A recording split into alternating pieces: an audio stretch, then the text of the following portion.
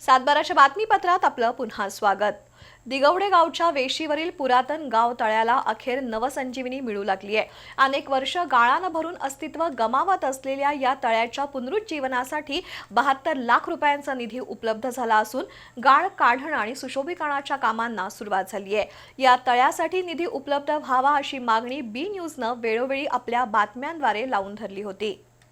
पन्हाळा तालुक्यातील दिगवडे गावच्या प्रवेशद्वाराजवळ असलेलं ऐतिहासिक गावतळं अनेक वर्षांपासून गाळानं बुजलं होतं।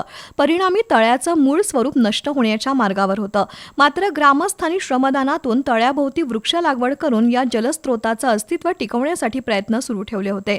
दरम्यान या गाव तळ्याच्या दुरवस्थेकडे लक्ष वेधत बी न्यूजनं वेळोवेळी बातम्यांमधून तळ्याच्या पुनरुज्जीवनासाठी निधी उपलब्ध करण्याची मागणी केली होती।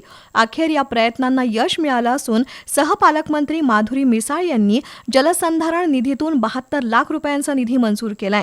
या निधीतून तळ्यातील गाळ काढणं, तळ्याची दुरुस्ती आणि सुशोभीकरणाची कामं सुरू झाली आहेत। काम पूर्ण झाल्यानंतर तळ्याची जलसाठवण क्षमता वाढणार असून परिसरातील भूजल पातळी सुधारण्यास मदत होणार आहे। तसंच गावाच्या सौंदर्यात भर पडून हे ठिकाण आकर्षणाचं केंद्र ठरणार आहे। ग्रामस्थांचं श्रमदान, लोकप्रतिनिधींचं सहकार्य आणि बी न्यूजनं सातत्यानं केलेला पाठपुरावा यामुळे दिगवडे गावच्या पुरातन गाव तळ्याला पुन्हा एकदा नवं जीवन मिळण्याचा मार्ग मोकळा झालाय।